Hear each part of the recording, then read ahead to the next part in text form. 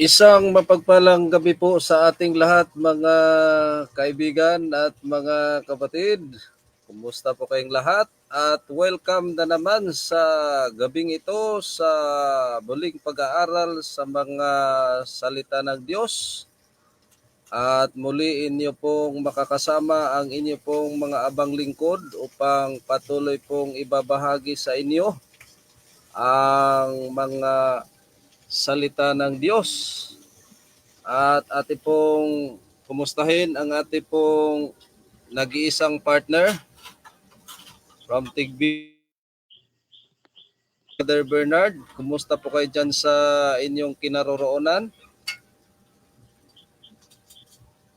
Magandang gabi po sa atin po at sa inyo din po dyan. At sa lahat po ng nakikinig at manonood sa programa pong ito, magandang gabi. At ito po sa tulong ng Panginoon ay nasa maayos po, nakalagay tayo sa mga oras po na ito po. At magandang gabi po sa lahat ng sumusubaybay po. At dyan din po sa inyo.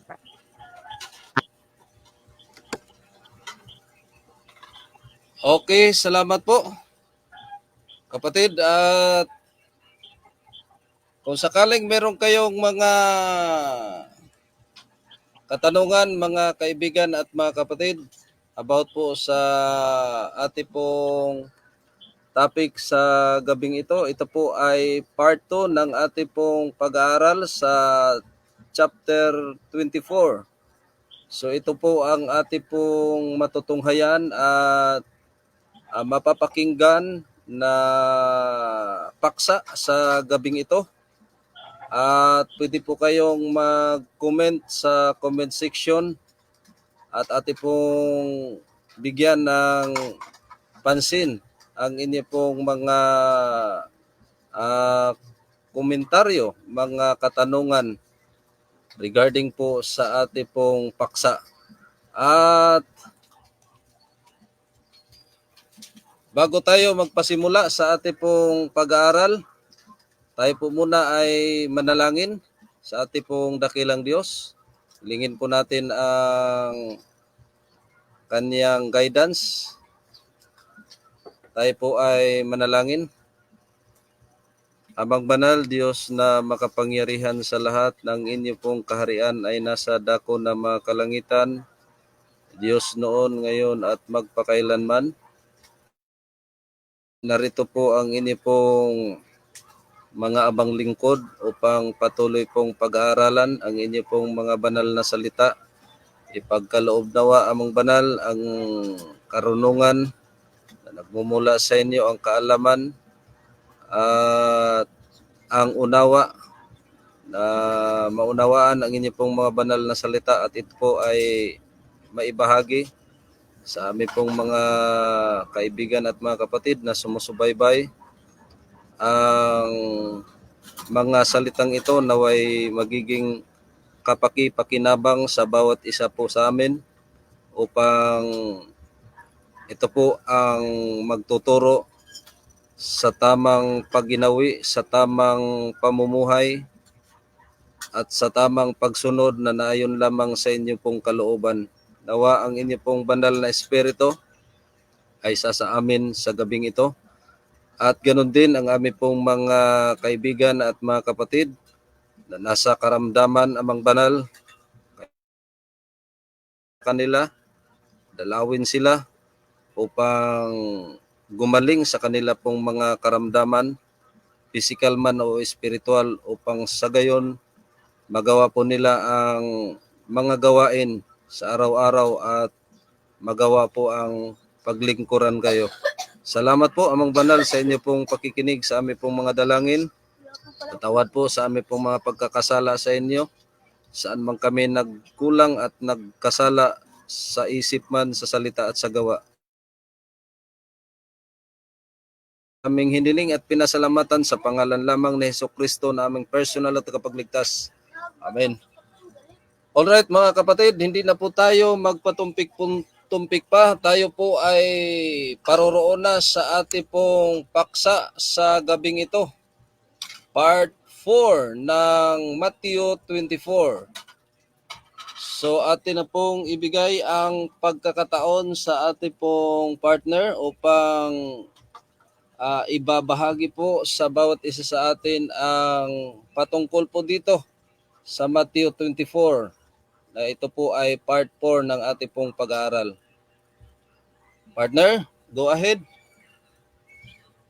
Maraming salamat po, brother. At magandang gabi po sa lahat ng patuloy na sumusubaybay at nanonood, at sa mga manonood pa sa programa pong ito ay isang maligayang gabi Yes. po sa atin sila. At tayo po ay nasa part 4 na, o part 4. Mateo 24 pa rin po ito. Ito po ay pang-apat at panghuling bahagi po ang ating pag-aaralan. So, dito natin titignan yung patungkol sa ikalawang pagbabalik ni Kristo at saka yung counterfeit na second coming. Kasi nga meron ditong counterfeit na magpapakita na siya daw ang Kristo dito sa Mateo 24. Kaya aaralin natin yan o bibigyan nating pansin ang konsepto na po na yan nandyan po sa Mateo 24, part 4, at naabot na natin yung konteksto sa Mateo 24 na patungkol sa pagbabalik ng ating Panginoong Hesukristo po, na isa sa winika mismo ni Kristo at isinulat po ni Mateo po, at pinatotohanan ng iba pang mga manunulat ng Biblia ayon sa espesyal na revelasyon po ng banal na kasulatan po sa atin, at sa tulong din ng Spirit of Prophecy na para sa huling mga araw po sa kanyang bayan. Kaya atin pong pag-aaralan ang the second coming in the counterfeit na second coming po.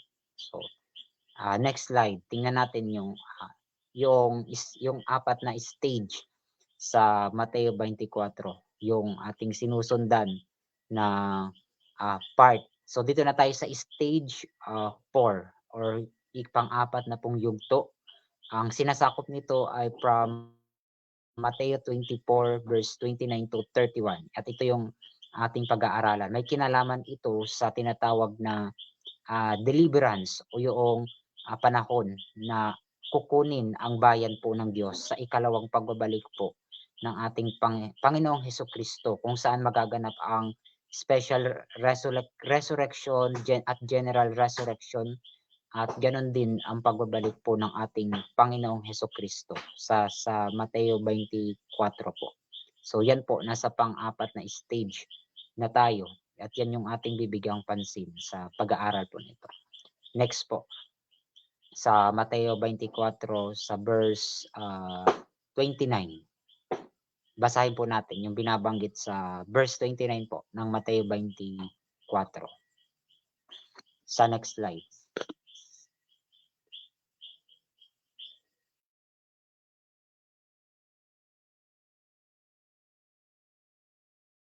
Medyo mahina yung ating koreksyon. Mateo 24:14, ganito po ang ating mabasa. Verse 29 po. 29.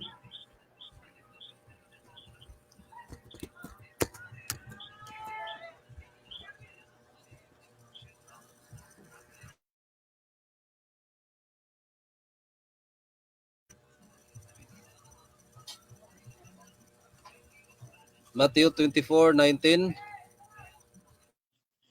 29 po.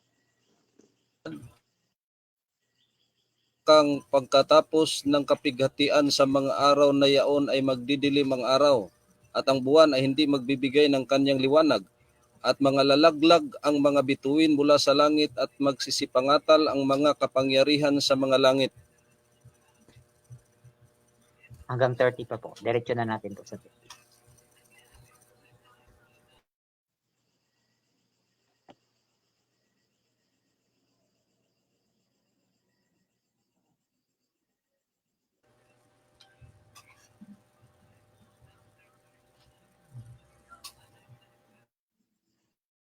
Mahina ang connection.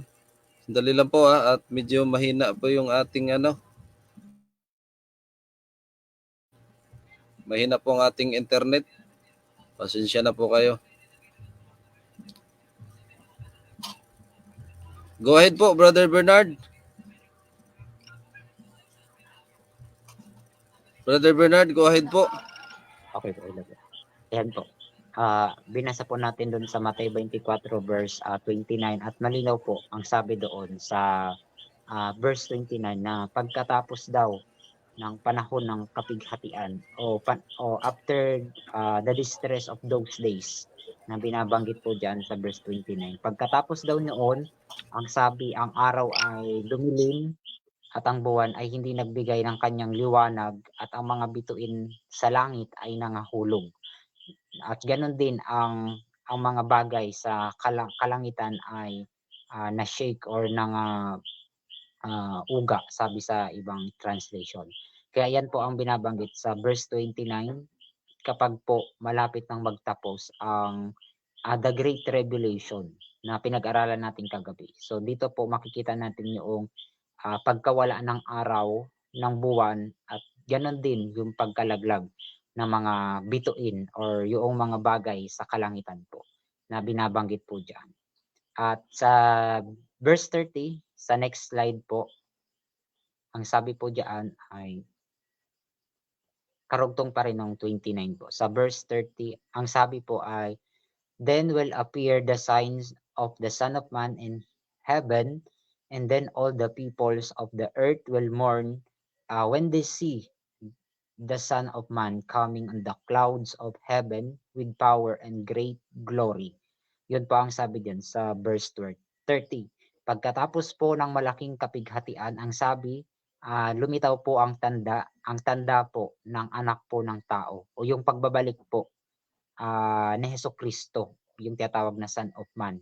Si Jesus Christ po yan. Nakita daw yung tanda sa kalangitan at yun po yung pagdilim ng araw, pagkawala ng liwanag ng buwan at pagkalaglag ng mga bituin. At ang sabi, ang lahat daw po ng mga tao na nangananahan po sa lupa ay magsisiluksa or sila po ay magmumorn sa Ingles at kanila pong makikita ang anak po ng tao na dumarating daw po sa mga alapaap or coming on the clouds with na meron pong kapangyarihan at dakilang kaluwalhatian.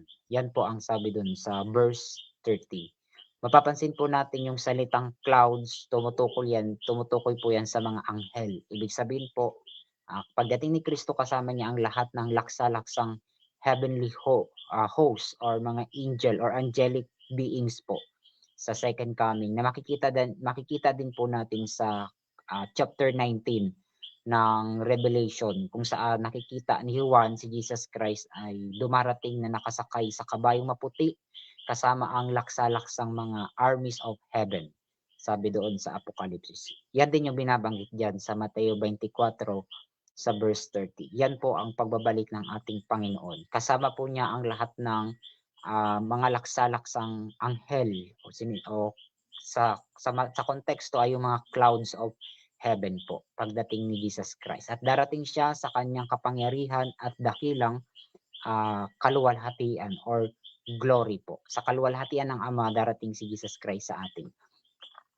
Sa verse 31, sa next slide po, ang sabi dito sa verse 31, kasunod po ng verse 30, ang sabi, "And He will send His angels with a loud trumpet call." Malinaw po, susuguin po ni Kristo ang lahat ng kanyang mga anghel o yung mga clouds of heaven or yung mga angels of heaven.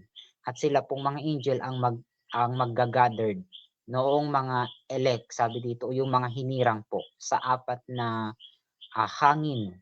Pag sinabing four winds, ang tinutukoy po ay yung apat na direksyon, yung silangan, yung west, yung north, at saka yung south. Ibig sabihin global or universal, buong sanlibutan po, titipunin lahat ng mga hinirang or mga banal sa iba't ibang dako ng sanlibutan po natin.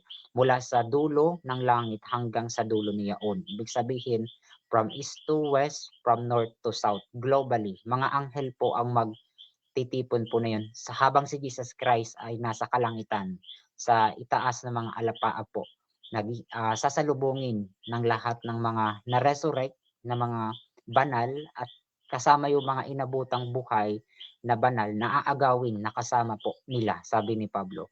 Yan po ang patungkol sa tinatawag na ikalawang pagbabalik ni Jesus Christ or second advent or second coming, or sa Greek po ang ginamit ni Mateo ay sa konteksto ng second coming, ang ginamit na term po ay parousia. Ang ibig sabihin po ay arrival or coming. Yun ang ibig sabihin po noon. Sa next slide, tingnan natin yung based doon sa binasa nating from 29 to 30 to 31 ng Mateo 24. Ang sabi, darating po si Kristo after o pagkatapos ng tribulation or the great tribulation. Yan po yung pinag-aralan natin kagabi na 7 last plagues o yung 7 salot, at yan po yung tinatawag na malaking kapighatian na sa pagkatapos po niyaan saka darating ang Kristo or yung second coming ni Jesus Christ after the tribulation. Sabi doon sa Mateo 24 verse 29 na binasa po natin at sa verse 30 hanggang 31. Ibig sabihin, walang rapture na magaganap or secret rapture. Ibig sabihin mo, hindi totoo yung pre-tribulation rapture, hindi rin totoo yung mid-tribulation rapture na popular na aral sa karamihan po ng mga nagtuturo sa mga huling araw na ito. Kaya sa Mateo 24 malinaw po, ang second coming ay after o pagkatapos ng tribulation at hindi bago or sa kalagitnaan ng tribulation, kundi pagkatapos or after po ang tinatawag na second coming. Kaya kung meron mang magpakitang Kristo na hindi pa natatapos ang tribulation, hindi po yan si Jesus Christ. Kaya yan ang ating titingnan kung sino at kung ano yung counterfeit na second coming na nandyan din sa Mateo 24. Meron po dyan ang counterfeit na magpapakitang Kristo po sa huling araw po kapag dumating na yung sukdulan ng kasaysayan po natin. Magpapakita po ang Antikristo, yung nasa likod ng Antichrist system sa sanlibutan po natin, at magka-counterfeit siya ng kanyang second coming. At yan po ang ating titingnan sa next slide po. Patungkol sa tinatawag na counterfeit na second coming or second advent po. Yan po ang ating bibigyang pansin po dito sa part 4, bukod dun sa second coming ni Jesus Christ. Meron po kasing tinatawag na counterfeit na second coming. Yan po ang ating titingnan. Sa next slide po.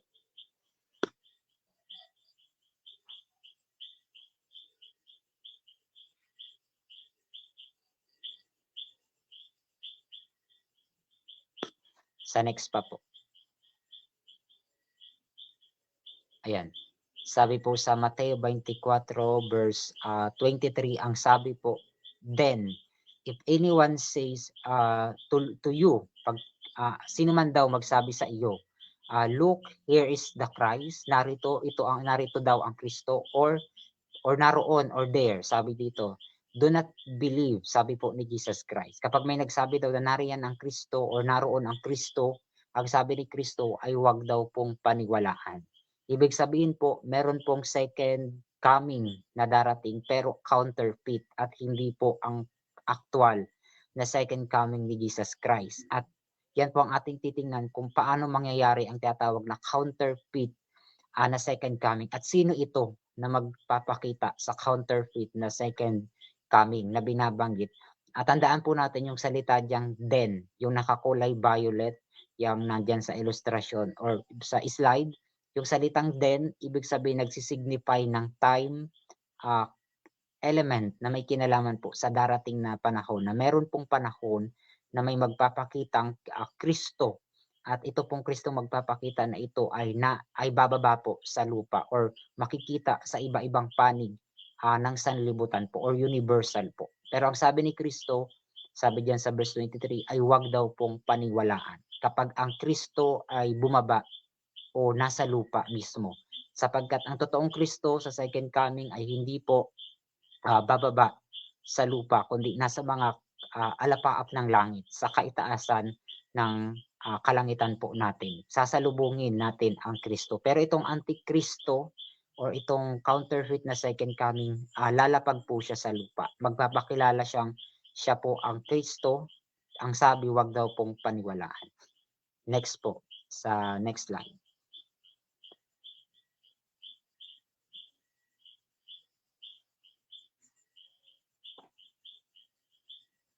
Sabi po dito ay, then you have the counterfeit second coming of Jesus. The word then, yung kaninang salitang then, indicates that this counterfeit will take place after the close of provision during the time of trouble. Based po sa chronological arrangement ng apat na stages sa Mateo 24 ng pagkakasunod-sunod ng prophecy, itong pang-apat na stage bago po dumating yung final na yung deliverance at yung second coming, magkakaroon muna ng tinatawag na counterfeit second coming. Gagawin ng kaaway. Sabi dito, magaganap po yan kapag na po nag-close na po ang provision o sa panahon na po ng the great time of trouble. Meron pong magi-intervene na counterfeit na second coming bago po dumating si Kristo. Ibig sabihin, bago po magtapos ang the great tribulation, uunahan po ng counterfeit na antichrist ang second coming ni Jesus Christ. Yun po ang huling gagawin po ng ni Satanas sa huling araw po natin. I-counterfeit ang second coming po ni Jesus Christ na siyang binababala po ni Jesus Christ sa Mateo 24 na meron pong magpapakilalang siya po ang Kristo na lalapag sa lupa or bababa sa lupa po. Pero wag daw pong paniniwalaan kapag bumaba sa lupa ang Kristo na darating sa panahon po na yan, na binabanggit na then, ibig sabihin matutupad po yan sa hinaharap. Next po. Ibasahin natin dun sa verse 25 to 26. Sabi nga po diyan sa verse 25 to 26, ito po yung lilitaw na counterfeit na Christ. At kasabay nito, yung kanyang mga false Christ at mga false prophet, gagawa sila ng mga tanda. Ibig sabihin, para po matupad ang counterfeit na second coming, tutulungan ito ng mga false Christ at ng mga false prophet sa sanlibutan na gawin po nila ang lahat ng mga kamanghamanghang mga tanda at dadayain po nila ang karamihan. At ang madadaya dito ay lahat ng mga makasalanan lang. Kasi close na po ang provision. Pero ang mga hindi makasalanan, tatangkain lang po nila na dayain. Nasabi nga, if possible, even the elect. Sabi po sa verse 26. Ibig sabihin, kahit po ang mga banal, susubukin po na dayain itong Antikristo. Pero hindi sila madadaya kasi ang sabi dito, if, ibig sabihin, if possible lang. Ibig sabihin, hindi naman talaga mangyayari, kundi tatangkain lang po na dayain ang mga natitirang banal sa huling araw na ito dahil sa gagawing counterfeit na second coming sa tulong nitong mga false Christ at mga false prophet na maggagawa ng miracle sa huling araw po sa dulo sa panahon ng the great time of trouble. At sino itong lilitaw? Ang sabi po diyan, therefore if they say to you, look, he is in the desert. Kapag may nagsabi daw na siya ay nandun sa ilang or sa desert, sa labas ng inyong tahanan, ang sabi ni Kristo, do not go out. Huwag kayong pupunta roon. Kasi hindi po yun totoo. Kapag may nagsabi na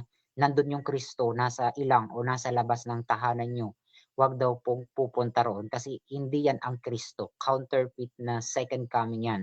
Or sabi dito, or look, he is in the inner rooms, do not believe. Kahit po magpakita itong counterfeit na Kristo sa loob daw po ng tahanan or sa loob ng silid, ang sabi ni Kristo, wag daw pong paniniwalaan or do not believe in it. Sabi po ni Jesus Christ sa Mateo 24 sa verse 25 to 26 po. Yun po ang sinasabi po roon ng ating Panginoong Hesukristo na meron po talagang magaganap na counterfeit na second coming or second advent na gagawin po ng ng mga false teachers at ng mga false Christ. Sila po ang tutulong para po isagawa nila ang tinatawag na second coming na counterfeit dahil merong lilitaw na Kristo na counterfeit po. At katulong nito ang mga false Christ at false teacher na gagawa ng mga milagro at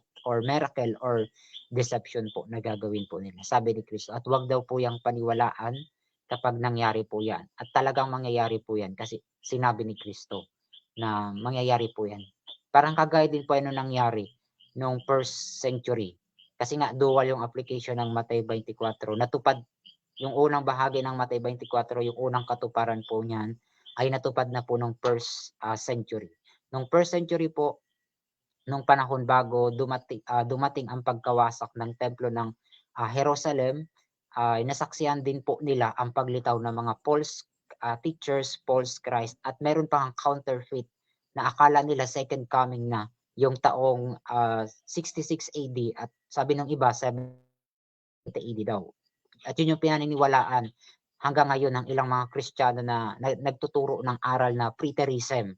Naniniwala sila tapos na daw ang second coming, naganap na daw yan ng 70 AD, which is yun yung half lang ng Mateo 24. Pero yung dual application ng Mateo 24 po ay matutupad po yan hanggang sa huling araw. Meron pong counterfeit na second coming sa huling araw bago dumating si Jesus Christ sa kanyang ikalawang pagbabalik po. Merong magsasagawa ng counterfeit po.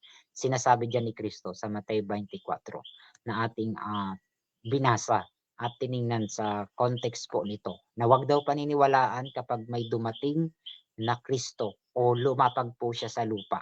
Kapag nandun siya sa ilang o kaya nandun siya sa loob ng silid magpakita, hindi po yan ang totoong Kristo po. Sabi doon ng ating Panginoong Hesukristo. Sa next slide po.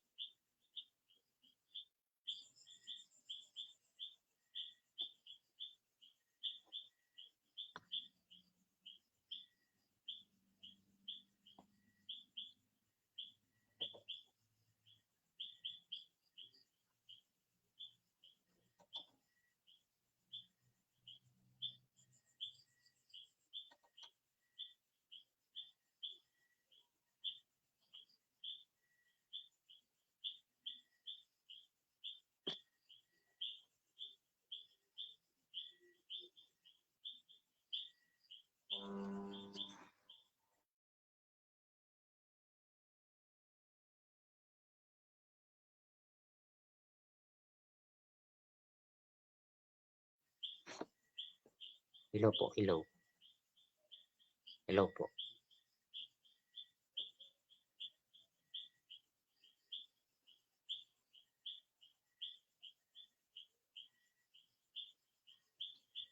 Sa next pa po, sa pang 11 na slide po.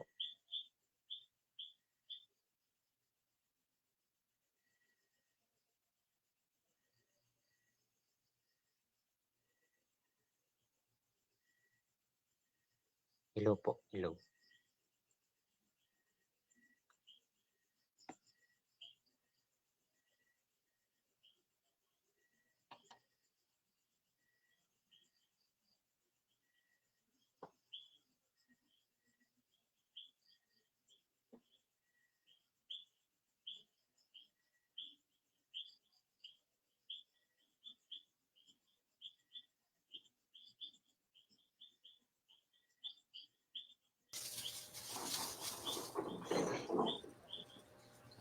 Ituloy nyo na lang po, Brad.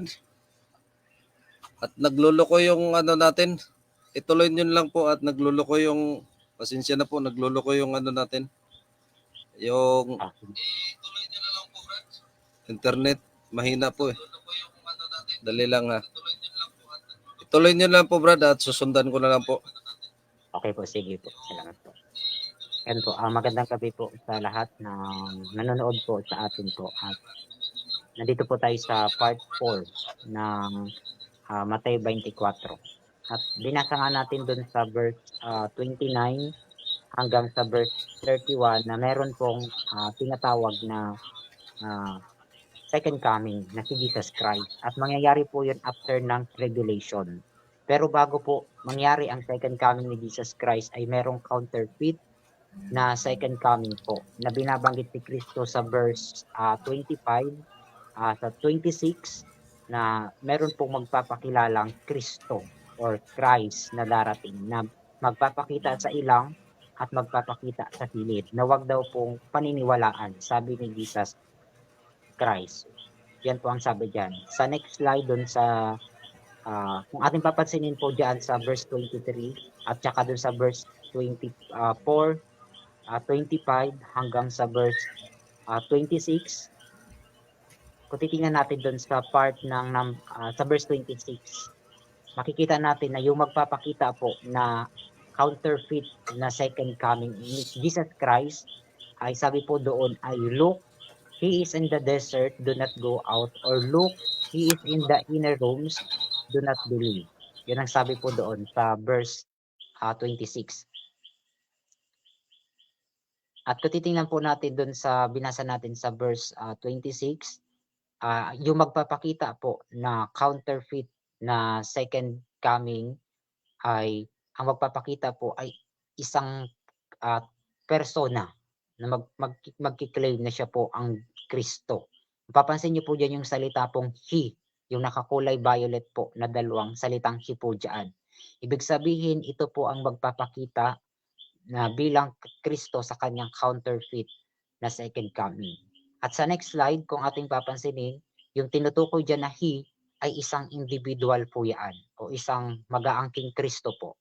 At sa next slide, makikita natin yan sa sulat din ni Pablo na merong magaganap na dalawang klase ng second coming. Isang counterfeit at isang totoong second coming ni Jesus Christ. Basahin po natin ang makikita natin sa 2 Thessalonica sa chapter 2 sa verse 1 at saka sa verse 9. Nandyan po yung dalawang second coming, isang counterfeit at isang true na second coming. Basahin po natin dito sa ikalawang Thessalonica sa chapter 2 verse 1 po.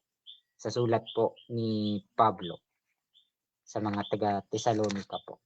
Chapter 2 sa verse 1. Ito po ang sabi dito. Ngayon aming ipinamamanhik sa inyo mga kapatid tungkol sa pagparito ng ating Panginoong Hesukristo at sa ating pagkakatipon sa Kanya.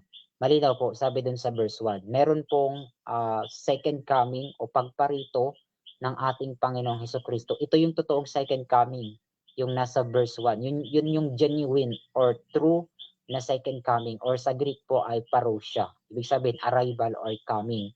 Ito po yung totoong pagbabalik ni Kristo, yung nasa verse 1. Pero sa verse 9 po, kung babasahin nyo sa 2 Thessalonica 2, sa verse 9, ang sabi dito, siya na ang kanyang pagparito ay ayon sa paggawa ni Satanas, na may buong kapangyarihan at mga tanda at mga kamanghamanghang kasinungalingan. Malinaw po sa verse 9.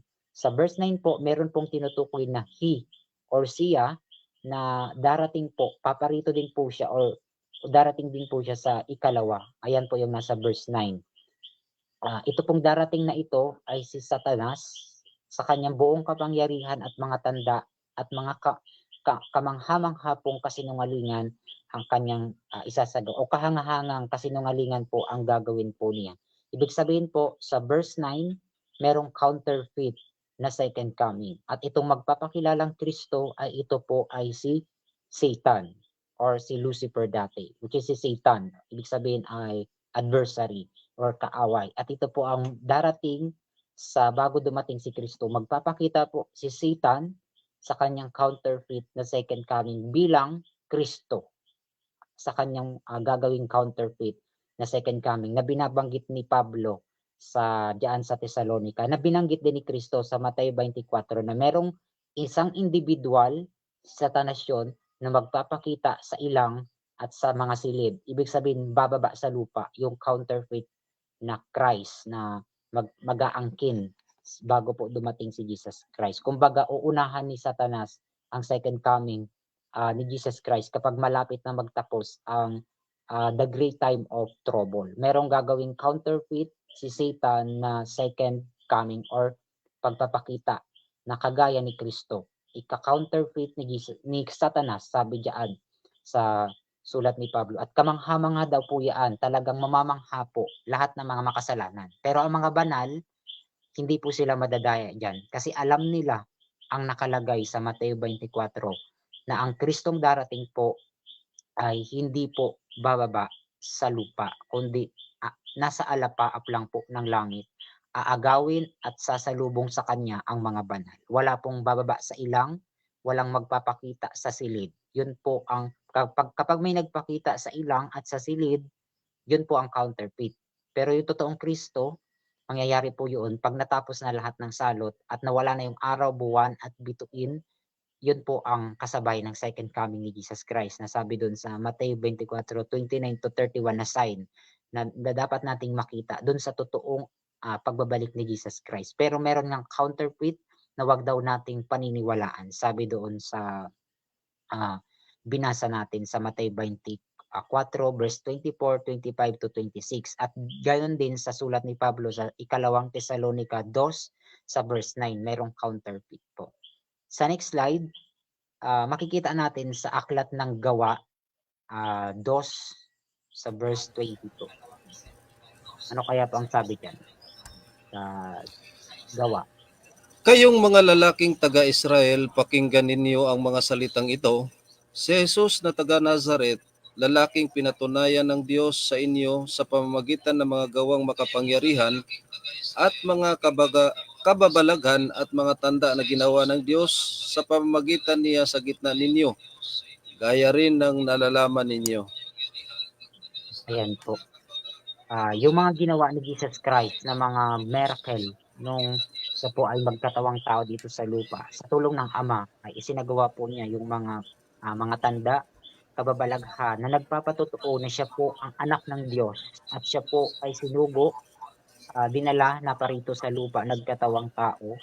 At yung mga lahat po ng ginawa ni Jesus Christ, yan din po ang ika-counterfeit ng Antichrist or ni Satan sa huling araw po bago po dumating si Jesus Christ. Si Satanas, gagayahin niya po kung ano yung ginawang mga sign ni Jesus Christ. Ika-copy niya po yung pagiging Kristo nung nagkatawang tao si Jesus Christ sa lupa at yung characteristic. Pero hindi man niya totally makakopy yung second coming ni Jesus Christ sapagkat iba ang pagbabalik ni Jesus Christ compare dito sa counterfeit na si Satanas. Bagaman magpapakita po talaga siya, talagang kamangha-mangha, sabi doon ni Pablo, kahanga-hanga po ang gagawin ni Satanas sa huling mga araw po. Magpapakita po siya bilang Kristo na binababalaan po ni Jesus Christ. Diyan po sa next slide sa Mateo 24 sa verse 25. Anong sabi po ni Kristo? Sabi niya, "Behold, I have told you beforehand." Ibig sabihin po diyan sa 25 ng Mateo, 24 ng Mateo sa verse 25, nagbabala na po si Jesus Christ. Matagal niya na po sinasabi. At sinabi niya doon sa mga alagad, at hanggang ngayon binababalaan po kayo na meron pong darating na counterfeit na Christ na magpapakilala po. Yan ang sabi ni Jesus Christ sa Mateo 24. At sabi din ni Pablo na si Satanas ay magka-counterfeit ng parousia or second coming. Tingnan natin sa sulat naman ni Ellen White sa next slide po. Kung ano ang sabi ni Ellen White tungkol yan sa gagawin ni Satan na counterfeit. Paano yan inilarawan po ng The Great Controversy sa page 624. Ang sabi po dito, as the crowning act in the great drama of deception, Satan himself will personate Christ. Ibig sabihin daw po, kapag daw po malapit na magtapos yung the great controversy bago dumating si Kristo at yung mga pandaraya na ginagawa ni Satan, si Satanas daw po sa kanyang sarili ay i-impersonate niya po si Kristo. Pag sinabing i-personate, talagang kukopyahin po kung ano ang wangis, kung ano yung itsura ng nagkatawang tao dito, gagayahin po ni Satan sa kanyang counterfeit na gagawing second coming or pagpapakita dito po sa lupa. Sabi pa ni Ellen White, the church has long professed to look to the Savior's advent as the consummation of her hopes. Habang naghihintay daw po ang kanyang iglesia, ang kanyang bayan sa pagbabalik ng kanilang tagapagligtas, gagawa si Satanas ng impersonation ni Jesus Christ at ika-counter po ang second coming gamit ang counterfeit na second coming na magpapakita si Satanas bilang Kristo sa iba-ibang panig ng sanlibutan bilang savior at magpapatupad ng kanyang sariling kagustuhan po. Sabi pa dito ni Ellen White, now the great deceiver will make it appear that Christ has come. Talagang kukopyahin niya po na parang totoo na second coming, talagang magpapakita po siya bilang Kristo na dumarating. At sabi pa dito, sabi ni Ellen White, buong mundo ba ang makakakita ng counterfeit na second coming? Ang sabi ni Ellen White, in different parts of the earth, Satan will manifest himself among men as a majestic being of dazzling brightness, resembling the description of the Son of God given by John in the Revelation. Kukopyahin din po ni Satan kung ano yung paglalarawan ni Juan sa aklat ng Apokalipsis sa pagbabalik ni Kristo, ikakopy po at i-impersonate po ni Satan, sabi ni Ellen White, at makikita daw po sa iba-ibang panig ng daigdig or ng sanlibutan ang gagawin ni Satanas na manifestation ng impersonation niya sa second coming at kay Kristo daw po. Ibig sabihin, global po, masasaksihan po ang counterfeit na second coming. Pero hindi po madadaya ang mga hinirang. Kasi nga, sinigurado ni Kristo, ang mga hirang po na nananampalataya sa Kanya, alam po nila ang totoong sign ng pagbabalik ni Kristo at yung palatandaan ng aktual na pagbabalik po ng totoong Kristo at hindi yung counterfeit na Kristo. Pero magpapakita si Satanas ng napakaliwanag, napakadakila po ng kanyang liwanag, ikakopy niya po si Jesus Christ or i-impersonate, sabi ni Ellen White, at buong mundo po ang makakasaksi sa kanyang manifestation po. Magaganap po yan sa panahon ng the great time of trouble bago po magtapos ang panahon ng kapighatian. Uunahan po ni Satan si Jesus Christ bago po dumating yung totoong Kristo at parusahan si Satanas para ibilanggo sa 1,000 years na darating po. Pag dumating na si Kristo sa second coming po. At tingnan natin sa next slide, paano natin ma-identify yung counterfeit na second coming upang hindi tayo madaya kung dumating man ang panahon po na yan. Kasi nga ang bayan po ng Diyos, makikilala nila ang counterfeit sa dalawang pamamaraan po. Una, sa kanyang manner of coming, sa paraan ng pagpapakita. At ikalawa, sa nilalaman ng aral na ituturo nitong counterfeit na darating po na Kristo. Ibig sabihin po, una, yung manner ng second coming, yung darating na counterfeit, lalapag po siya sa lupa. Ibig sabihin, nasa ilang at nasa sili daw po, sabi ni Kristo. Kapag ganun daw ang dumating na Kristo, wag daw pong paniwalaan at wag daw pong lapitan. Ibig sabihin, kapag bumaba sa lupa, hindi yan ang Kristo. Ikalawa, yung kanyang aral. Sabi ni Ellen White, ituturo nito ni Satan sa kanyang pagbabalik dito bilang Christ, i-impersonate niya si Jesus Christ. Ituturo ni Satan na ang 1,000 years na expected na long millennium, sabi ni Ellen White, ituturo nitong counterfeit na Kristo or nitong Antichrist na ang 1,000 years ay magaganap sa lupa, sabi ni Ellen White. Kaya sa panahon na yan, pag nagpakita si Satan, ang kanyang ituturo, meron pang extension na 1,000 years ang sangkatauhan po. At yan yung mga tinuturo ng karamihang false teacher at false prophet ngayon, na ang 1,000 years ay sa lupa. Kaya kasama ni Satan sa magtuturo ang mga false teacher at mga false prophet, sabi ni Kristo dyan sa Mateo 24, dun sa verse 23 to 25 na binasa natin kanina. Kaya dyan natin makikita na sila ay counterfeit at hindi totoong Kristo yung nagpakita. Sa next slide, sabi ni Ellen White po, sa kasunod lang na page ng The Great Controversy sa 625, sabi ni Ellen White, yung counterfeit na second coming, sabi, this coming there is no possibility of counterfeiting. It will be universally known, witnessed by the whole world. Malinaw po, buong mundo po ang makakakita ng counterfeit na second coming ni Satan, na i-impersonate po niya talaga si Jesus Christ ng kung anong itsura, kung anong mukha, kung ano yung liwanag, i-replicate po ni Satan bilang Lucifer at magpapakilalang Kristo at buong mundo daw po or universally ang makaka-witness po nito, sabi ni Ellen White. Based dito sa Spirit of Prophecy na sinabi rin ni Kristo sa Mateo 24 at sinabi rin ni Pablo sa mga taga-Tesalonica po na merong counterfeit na second coming po. Next slide.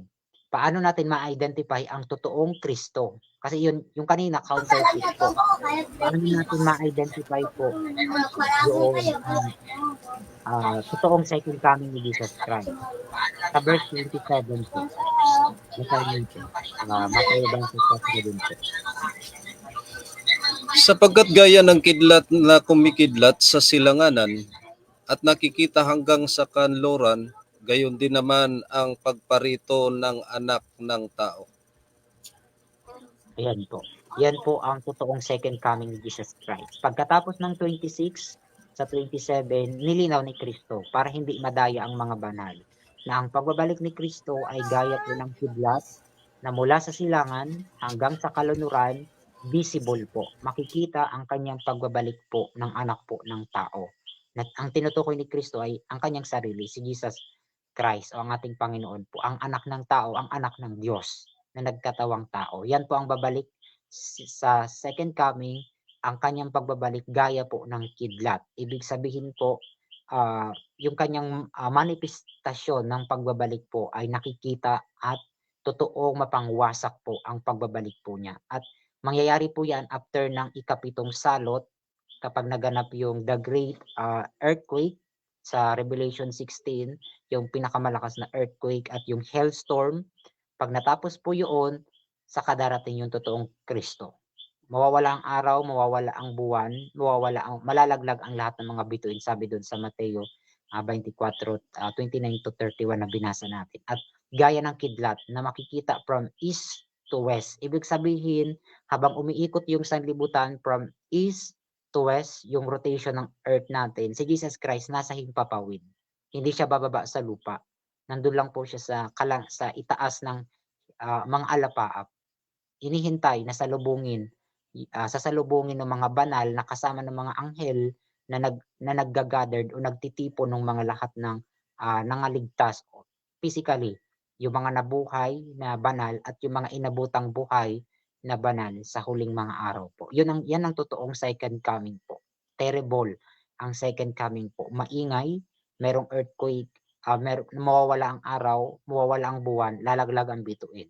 Pero kapag wala pang final earthquake, hindi pa nawawala ang araw, hindi pa nawawala ang buwan, hindi pa nahuhulog ang lahat ng mga bituin or meteor sa modernong termino natin, at pag may nagpakitang Kristo, hindi yon ang totoong Kristo. Counterfeit yun kapag bumaba sa lupa ang Kristong nagpakilala. Huwag daw paniwalaan, sabi ni Jesus Christ. So, yan po ang dalawang klase ng second coming na binabanggit sa Mateo 24 po. Isang counterfeit at isang totoo. Ang totoo after ng tribulation. Yung isang counterfeit sa dulo ng tribulation o bago magtapos ang tribulation. Kaya madali nating ma-identify kung sino ang false at sino ang totoo. Pero yung mga hindi nag-aral ng Mateo 24 at hindi nakinig sa sinasabi ng Biblia, sila lang po ang mamamangha at madadaya sa talagang magpapakita na counterfeit na Christ or Kristo na magpapakilala or Messiah or Savior na magtuturo na may 1,000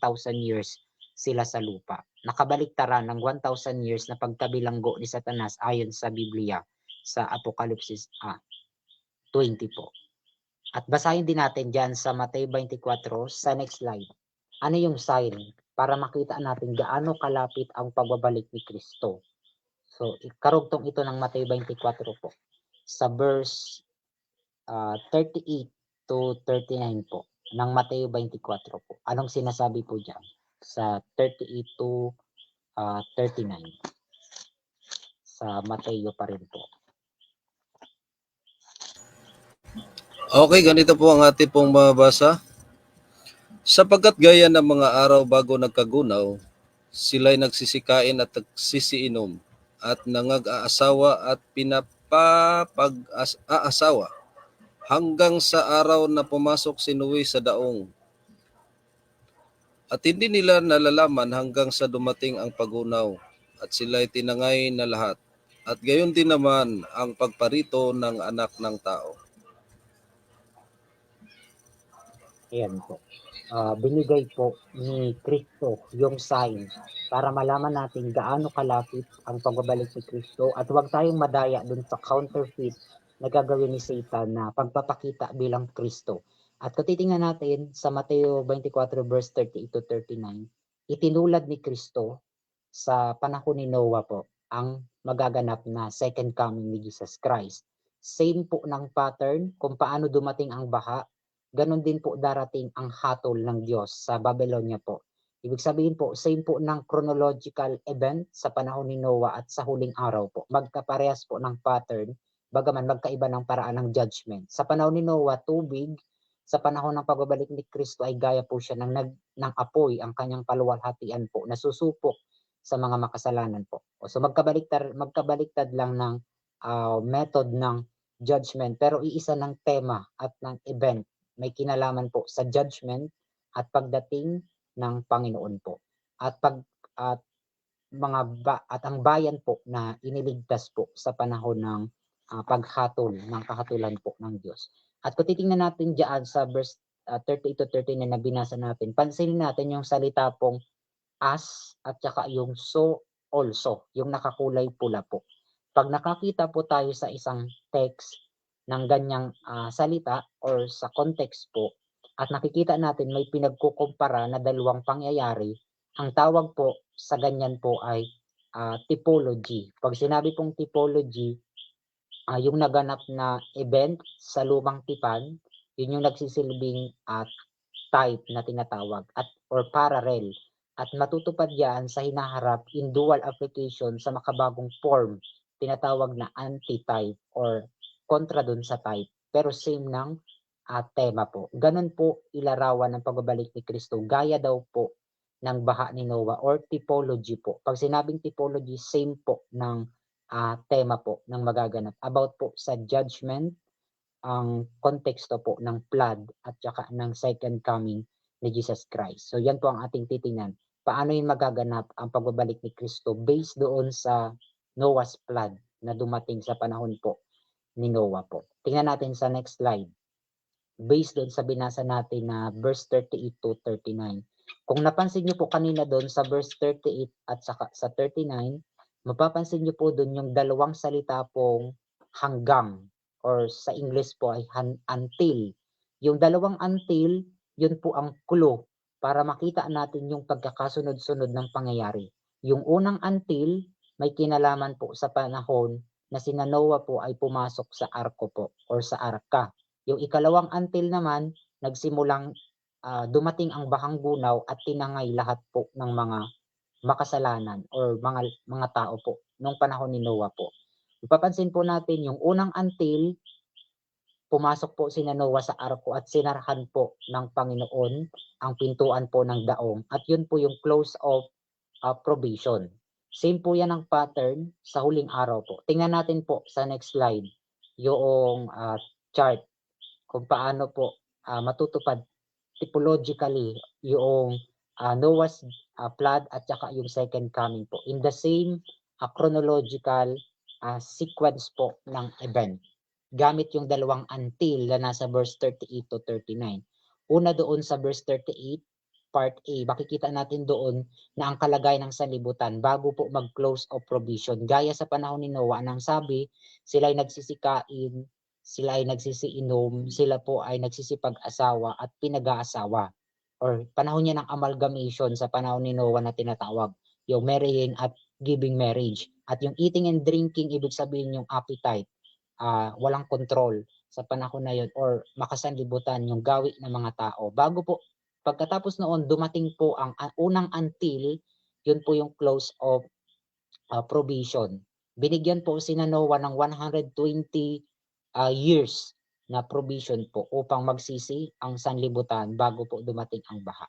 Matapos po ang 120 years, nagsara po ang pintuan po ng arko po ni Noah. At ang nagsara po ay hindi sina Noah, kundi ang Panginoon po ang nagsara po ng pintuan. Nahudyat po na Diyos po ang may control ng provision na binigay po sa kanila. At nag-close po nung sarahan ang pintuan. At wala na pong makakapasok pa kahit sino po kasi Diyos po ang nagsara. Ganon din po sa huling araw, bago dumating ang si Jesus Christ, magko-close po ang provision, at bago po pagka-close ng provision, darating po ang pitong salot. Sa panahon ni Noah, 7 araw.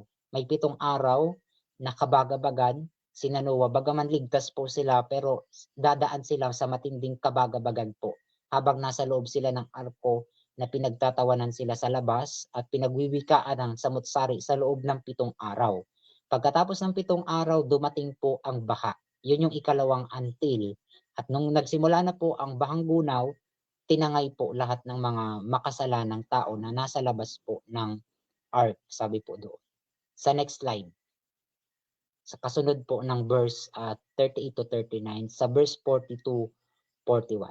Sa Mateo 24 pa rin po ito. Ito yung sign ng pagbabalik ni Kristo.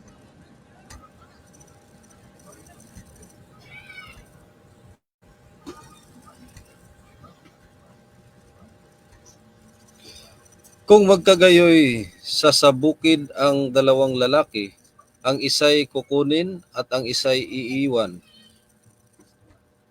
41. Dalawang babaeng nagsisigiling sa isang gilingan, ang isa'y kukunin at ang isa'y iiwan. Yan po. Ito pong verse 40 at saka po 41 ay kasunod lang ng verse 38 to 39. Ang sabi diyan sa verse 40, kung magkagayon. Papansinin niyo po yung salitang kung, or sa English po ay then.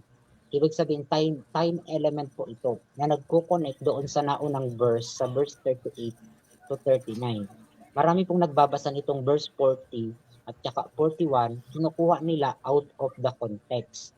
Ang sinasabi nila, mayroon daw aagawin na kukunin ang Diyos at meron namang may iwan. Yung kukunin daw, yun daw po yung mga hinirang or bayan daw ng Diyos. Yung church, irarapture daw. At yung may iwan naman, yun daw po yung mga makasalanan na daraan sa tribulation. Sabi ng mga nagtuturo ng rapture na kinuquote ang verse 40 to 41.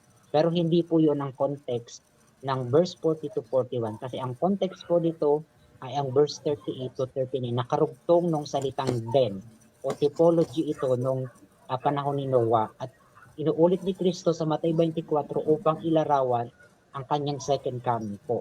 So tingnan natin sa next slide kung ano yung sino ba yung kukunin at sino ba yung iiwan. Based dito sa context, maraming nagtuturo nito na kinukuha nila out of the context kasi nga inilalabas agad nila ang konteksto sa labas ng Mateo after nilang basahin ang verse 40 at 41. Pero titingnan natin sa konteksto lang ng Mateo sa verse 40 to 41, sino yung aagawin at sino yung iiwan based doon sa verse 38 to 39 sa panahon ni Noah. Kasi yun po ang context ng salitang then na nasa 40 to 41 po. So tingnan natin sa next slide po. Kung sino ba yung iiwan at sino yung kukunin based po sa tinatawag na immediate context. Kasi pag nag-aaral tayo ng text, titingnan natin agad yung immediate, yung nakapalibot na context, hindi yung wala sa context. Kasi out of the context yung kapag itinalon agad natin sa ibang aklat ng Biblia po. So titingnan natin doon sa tinatawag na immediate context based doon sa clue na time element sa verse 40 na ang sabi ay then, kung magkagayon, sabi doon. So tingnan natin sa next slide po. Based sa immediate context po, ang verse 40 to 41 ay nakakabit sa verse 37 to 39 na winika po ni Kristo na sabi ni Kristo ang kanyang pagbabalik ay gaya sa panahon ni Noah po, yung kanyang coming or parousia sa wikang Griego. At based doon sa pagkukumpara ni Jesus Christ sa panahon ni Noah or typology, doon natin makikita sino ba yung naiwan, sino yung kinuha sa panahon ng baha na siyang mauulit sa paggamit ni Kristo ng parabolic term na merong babaeng nasa gilingan na isang kukunin at isang iiwan at meron namang isa rin na tao na kukunin at iiwan. So titingnan natin kung sino po yung kinuha at iniwan based sa context ng 37 to 39 sa panahon ni Noah po. Yun po yung context ni Jesus Christ. So tingnan natin po sa next slide pa po. Sabi diyan sa verse 29 to 31, describe this event as anything but secret. So walang kinalaman po sa secret rapture po ang context na yan. The flood in Noah's day was far from secret or it destroyed all people on planet Earth except for Noah and his family. Significantly, the normal word for flood in the New Testament is potamos. Pag sinabing bahang gunaw sa New Testament ay potamos. Pero ang ginamit ni Jesus Christ ay hindi po yung Greek word na yun, kundi ang ginamit ni Kristo sa verse 38 to 39 based sa sulat ni Mateo po ay kataklusmos. Ang ibig sabihin ay isang cataclysmic event ang darating po, dumating sa panahon ni Noah o yung bahang gunaw. Sa panahon naman natin ngayon, ang judgment po na ipapataw po ng Panginoon sa sanlibutan. So tingnan natin sino yung naiwan, sino yung kinuha sa panahon nang dumating ang hatol po ng Diyos. Tingnan natin po sa next slide. Based doon sa Noah's flood. Kasi yun yung sabi ni Kristo sa panahon ni Noah, yung konteksto. So basahin natin ang Genesis 7:23. Sino ba yung naiwan at sino ang kinuha po? Sa verse 23 ng Genesis 7.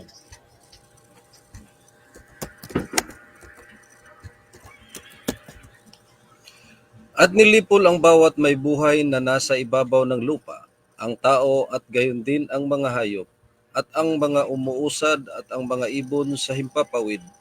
At sila'y nalipol sa lupa at ang natira lamang ay si Noe at ang mga kasama niya sa arko, sa sasakyan.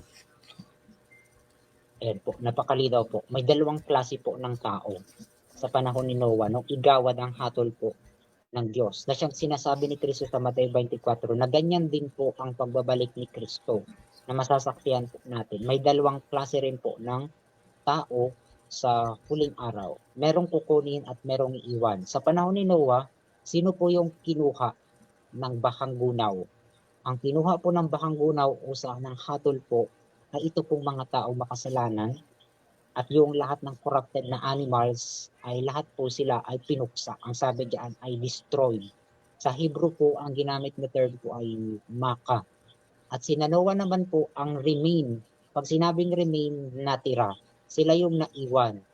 Ang pamilya daw po ni Noah. Sa Hebrew po, yung salitang naiwan or natira ay shawar. Ibig sabihin ay nalabi or naiwan po. Sila yung naiwang buhay nung dumating po ang hatol po ng Diyos na siyang binabanggit ni Kristo sa kanyang pagbabalik po. Merong kukunin at merong iiwan. Ang kukunin po, yung kukunin at idadala po sa hatol.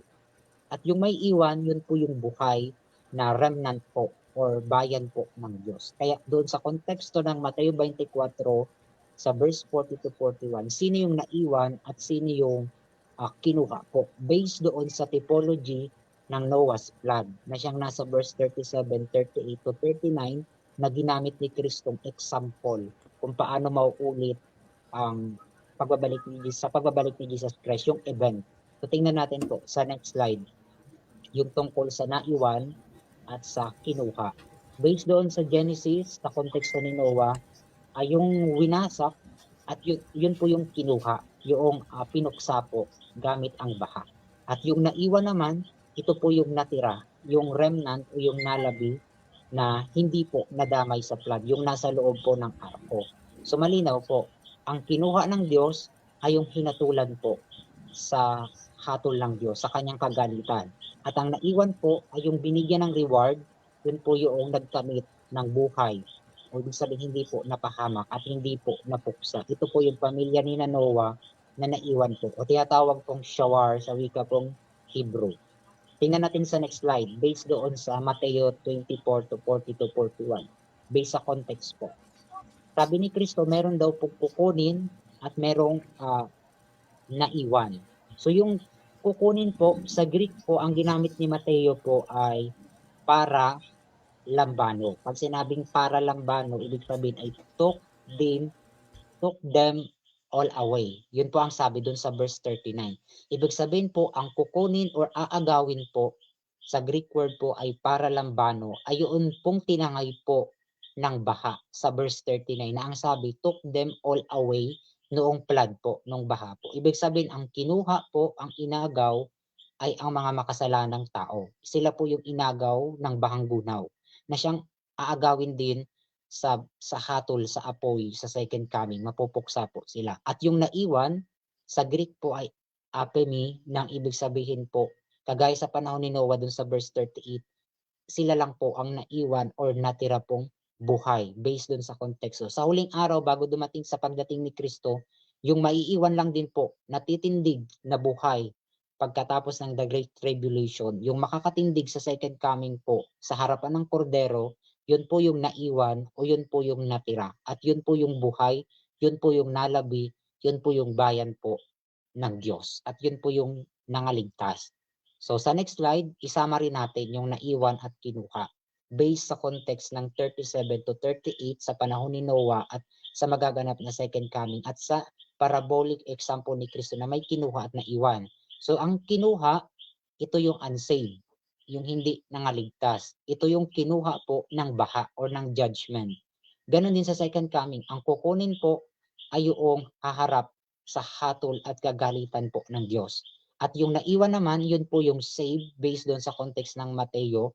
Yun po yung naiwan sa arko po ni Noah na buhay. At sa huling araw, yung naiwan din na buhay na nakatindig hanggang dumating si Kristo, yun po yung ligtas or yung saved na people or spiritual Israel sa huling araw po natin. So yun po yung konteksto ng kinuha at na iniwan. Wala po diyang rapture kasi kinukuha nila itong verse 40 to 41 para ituro yung salitang rapture na meron daw inagaw na lang bigla at merong naiwan. So wala pong ganun sa konteksto ng Mateo 24. Ang konteksto ni Kristo nasa 37, 38 to 39 about sa panahon ni Noah na merong kinuha sa baha at merong naiwan sa loob ng arko po nung dumating ang hatol po na tubig ng bahang gunaw po. Ganon din sa apoy sa huling araw sa darating na second coming at the great tribulation. Sino ang makakatindig? Ang nalabi po. Sila yung naiwang buhay po. So tingnan natin sa next slide. Isama rin natin yung sinasabing naiwan at kinuha or inagaw po. So yung naiwan, ito po yung ligtas. Yung kinuha, ito yung hindi ligtas. Yung naiwan sa panahon ni Noah, ito yung kanyang pamilya at si Noah, ito yung naiwan. At yung kinuha naman, ito yung lahat ng mga corrupted beings at mga tao sa panahon ni Noah po. At sabi naman ni Kristo, merong nasa field na naiwan, ito po yung bayan ng Diyos at meron namang isang inagaw. Yan po yung namatay sa harapan ng kahatulan po ng Diyos sa panahon ng tribulation at sa second coming ni Jesus Christ. Ganon din yung babae na nasa gilingan, may naiwan, ito yung bayan ng Diyos, at meron ding babae na kinuha at ito po yung hindi ligtas. So dalawang klase sila, saved at unsaved. Ang saved, sila yung naiwan, yung remnant, nalabi, natira. Sila yung natira. At yung kinuha, sila yung naubos at dinala at tinangay ng baha po or ng apoy sa hinaharap po sa second coming po. So tingnan natin sa next slide, sa panghuling slide, yung summary sa visual illustration natin ng sinasabi ni Kristo sa verse 37, 38, 39, 40, 41, magkakasunod na context po yan. So yan po yung pagkakasunod-sunod. Gaya daw po sa panahon ni Noah ang pagbabalik ni Kristo. Yung nasa taas, panahon ni Noah. Kung ano yung naganap doon, same po na magaganap sa huling araw in pagdating sa tema, pero hindi man exactly the same ng timeline ng event by measure, pero same po ng prinsipyo na meron pong naganap na close of provision, merong naganap na paghatol or yung judgment, merong naganap na 7 araw, at dito naman sa huling araw 7 salot o yung the great tribulation po. Ibig sabihin po, bago dumating si Kristo, bago po dumating ang baha, nagkaroon muna ng close of provision. Pagsara ng pintuan po ng arko, sa panahon natin ngayon magko-close ang provision. Pag nagsara na po yan, sina Noah po ay humarap sa 7 araw na matinding kabagabagan po. Na sila po ay pinagtatawanan, wala daw baha sa loob ng 7 araw, wala namang dumarating na ulan. Pero hindi nila alam, pagkalipas ng 7 araw, dumating po ang bahang gunaw. Ganon din sa huling araw, pagkadaan ng 7 salot, iisipin ng mga tao, wala namang second coming, wala namang dumarating na Kristo. Pero pagdating ng 7 salot na dumaan, darating po si Jesus Christ. After daw ng the Great Tribulation, sabi sa Mateo 24 sa verse 29 na binasa natin kanina. So, ibig sabihin, ang pagdating ni Kristo after ng 7 last plague or ng the Great Tribulation, at darating po siya na gaya ng apoy na pupuksa sa lahat ng makasalanan. So, typology ang tawag dyan, yung binanggit ni Kristo sa 38-39 na gaya sa panahon ni Noah. Sa panahon ni Noah, tubig ang judgment. Sa panahon natin ngayon ay apoy ang method ng judgment na ibibigay sa mga makasalanan po. At yung naiwan, yun po yung remnant, gaya sa pamilya ni Noah na nalabi.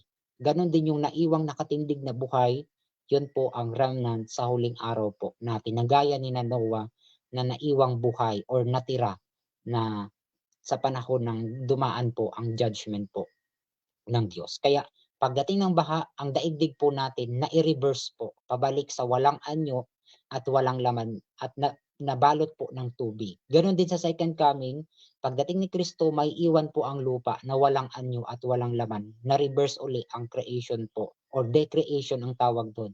Nawawala ang araw, buwan, bituin at ang lahat ng laman sa lupa po. May iwan itong lupa sa loob ng 1,000 years na walang anyo at walang laman.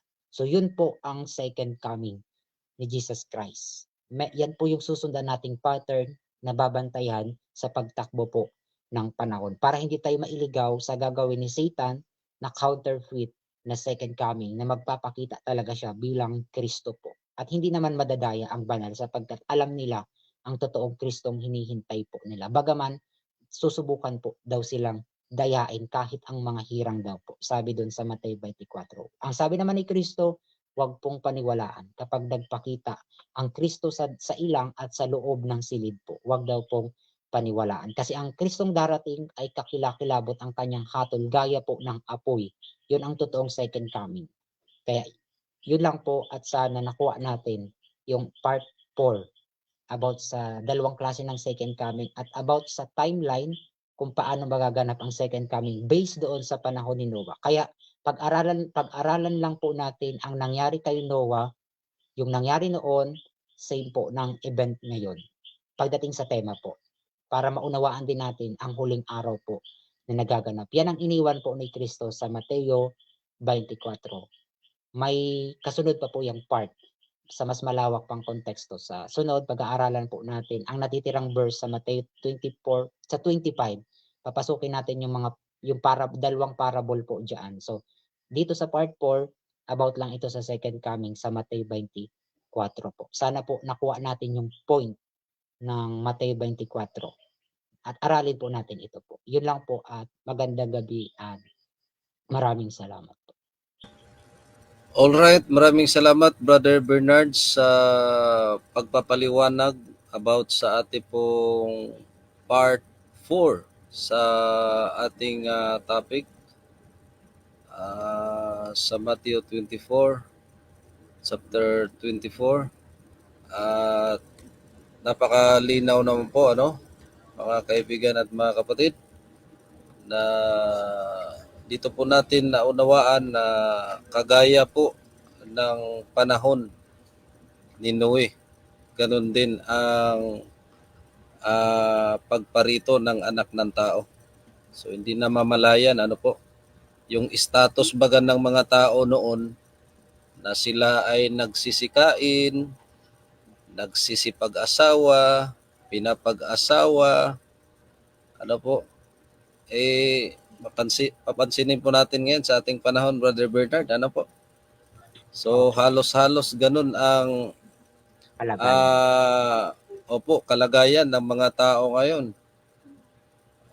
Sa dami na rin kasing pagkain, Brother Bernard Kung marami noon, mas marami siguro ngayon. So, kumbaga, ang kalagayan na binabanggit po ng banal na kasulatan, kagaya ng panahon ni Noe, ang pagkawasak sa pamamagitan ng baha at sa pagparito ng ating Panginoon, sa nalalapit na pagparito ng Panginoon, ganun din ang kalagayan ng mga tao. So ating po nakikita sa ating panahon ngayon, mga kaibigan at mga kapatid, na lingid sa kaalaman ng lahat, tayo na po ay nasa mga huling araw na. Sapagkat ang mga palatandaan ay atin na pong unti-unting nakikita o nakita in our present time. Kaya we need to prepare ourselves, Ito yung higit na ating kailangan, sapagkat hindi magtatagal, ang Panginoon ay paririto. So ating pong batiin mga Brother Bernard, ang ating pong mga kapatid at mga kaibigan na sumusubaybay sa gabing ito. Diyan po kay Sister Alma Umbang Libron, maligayang panonood po. Thank you for watching, and also to our sister in Christ, Sister Judith Suerte Albutra is watching. Thank you for watching from QC or Quezon City. And also sa ating pong always na sumusubaybay, Brother Bernard, sa ating pong program, Sister Judith Abalye. Good evening mga brad, magandang gabi din po, sister. At ang wikaan niya, sabay ang walinyo ni Pastor D. Oo nga po eh. Pero sige lang, kasi Tagalog naman po ito. Okay lang po. Wala po tayong magawa. Ganun po yung time na napili po namin. At yun din sa ating pong masigasig din po na kapatid, Brother Elmer Rimi Albutra is watching. Good evening, Brad. God bless you watching now. So thank you for watching from Quezon City din po ito. And also kay Sister Nelfa Tumuling Piracho Goyo. Thank you for watching. Good evening. God bless sa inyong pagmantala sa pulong sa Diyos. Nakaintindi ka, Brother Bernard? So maraming salamat daw sa ating pong pagbabahagi sa mga salita ng Diyos. So thank you for watching, Sister Nelfa. Regards po sa inyo pong Brother Gary. And also kay Sister Vicky Pellegrina Aguinaldo. Thank you for watching from Kisaw, Pililia Rizal. At yun din sa ating elder diyan po sa may Pinagkaisa Church sa may Quezon City din po kay Elder Rinaldo Asinas Ranan. Thank you for watching. So diyan po kay Brother Jose Pellegrina. Good evening po, kapatid. At maligayang panonood. And then kay Nanay Babing Bibiana Guno Munda is watching. Thank you for watching, Nanay Babing. At kumusta si Tatay Minis at ganoon din kay Mama Elgin, sa inyong lahat dyan sa may Matalom, Southern Leyte. Maraming salamat sa inyo pong panonood. God bless po sa ating lahat. At sa lahat-lahat ng ating pong mga sumusubaybay, mga kaibigan po natin, Luzon, Visayas at Mindanao, kahit pa man ang ating pong mga kaibigan na nasa ibayong dagat, maraming salamat. Although huli na nila napapanood, Brother Bernard, ang ating pong live, no? Kung baga replay na lang, pero pinapanood pa rin nila at nagpapasalamat sila na kanila pong napapanood ang ating pong live at sana daw tuloy-tuloy ang ating pong isinasagawang paghahayag ng mga salita ng Panginoon through social media. So ipanalangin po natin sa tulong ng ating pong Diyos na patuloy po nating maibabahagi ang mga salita ng ating pong Panginoon para magbigay babala at magbibigay ng paalala sa sangkatauhan sa bawat isa po sa atin. At sa lahat-lahat ng sumusubaybay, kay Sister Jovi Irinala Orsinal, pahabol pa, no? Thank you for watching. Kay Mil Flores is watching. So magandang gabi po sa inyong lahat at Wala naman pong nagtanong, Brother Bernard, regarding po sa ating pong topic sa gabing ito. So, hindi na po siguro natin patatagalin pa. At antabay po kayo sa susunod na gabi, mga kaibigan. May part 5 pa po sa ating pong pag-aaral sa Matthew 24. Yung chapter na yan, may part 5 pa po. At huwag po kayong magkatubiling magtanong. Kung mayroon po kayong mga katanungan, o di kaya mayroon kayong request na itapik po natin, pwede po kayong mag-request, pwede po kayong mag-message through messenger, or pwede rin pong i-type niyo po sa ating pong comment section ang inyo pong mga nais na ating pong maitapik, no?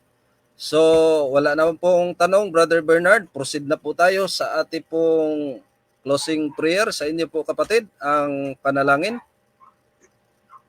Ayan po. Maraming salamat po sa lahat ng nanonood. Tayo po ay dumako sa ating closing prayer po. Amang banal, muli po kami po ay nagpapasalamat sa oras po na ito na aming pinag-aralan ang ikaapat na yugto sa Mateo 24, na kami po ay magkaroon ng kaunawaan tungkol sa mga huling araw po na ito at bigyan ng matibay na patuloy na manindigan po sa inyo pong banal na salita, at ang aming pananampalataya ay patuloy po na palakasin ang bawat isa po sa amin. Ang kanilang pananampalataya na maging katulad po sa panahon ni Noah, na ang kanyang pananampalataya po ay naging matibay hanggang dumating po ang hatol Yes. na igawad po sa sanlibutan. Nawa ganun din po sa lahat ng bayan ng Diyos na narito po sa uling araw po. Patibayin po ang kanilang mga pananampalataya at lakasin po kanilang spiritual na buhay at physical man po. Kung ano man pong meron sa physical na kainaan, inyo pong palakasin. At ganun din po, patuloy po ng inyo pong banal na presensya po ang manguna sa bawat kilos ng bayan po sa uling araw po na ito. At ganun din, marami po pong tao ang makarinig po ng inyo pong banal na salita. Yes. At ganun din po kung ang bawat isa sa mga oras po na ito na kinasumpungan po ng mga pagkukulang, mga pagkakasala sa isip, sa salita at sa gawa, ay hinihiling po namin ang inyo pong kapatawaran diyan sa makalangit na sanktuaryo sa sangkalangitan, ay patawarin po kami sa lahat ng kasalanan. At ang lahat po ng ito ay amin pong hinihiling po sa pangalan ni Jesus na aming personal na tagapagligtas. Amen. Alright.